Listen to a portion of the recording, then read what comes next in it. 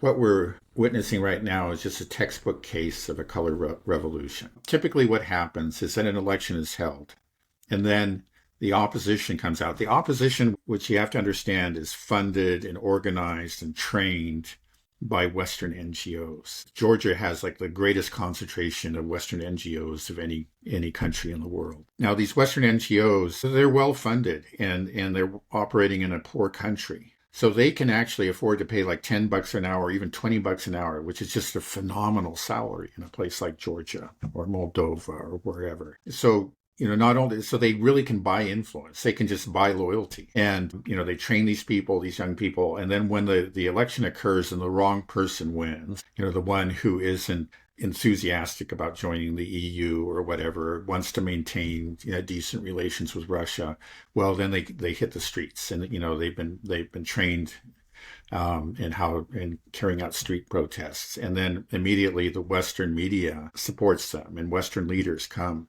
and actually go and visit them and show their support. Think of Victoria Nuland and the cookies in Maidan Square, right? That was another color revolution that had tragedy, obviously, in Ukraine. So far, anyway, of course, the color revolutionaries succeeded in Ukraine as they succeeded in other countries. They managed to overthrow a duly elected government and install a government to their liking. But they haven't succeeded in Georgia. And it seems like that the Georgia Dream Party and their prime minister has, maybe because they've seen it happen so many times, they observed what happened in Ukraine. And in fact, they bring this up again and again. We're not going to be like Ukraine.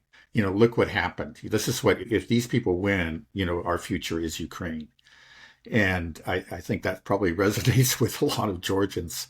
But even so, you see a lot of Ukrainian flags, among the protesters. And it must be said, there's all this talk about Russian influence. Nobody's found any Russians there in anywhere involved in this. But I've heard that that a third of the people the protesters that have been arrested recently are foreigners. That's what I've heard as well. Right. 30% of the people being detained and arrested aren't even citizens of Georgia. Yeah, and you have the protest. You have European MPs and going there and giving speeches, against Russian influence, which doesn't exist. But they don't seem to, the hypocrisy doesn't. They don't seem to be aware of what they're doing.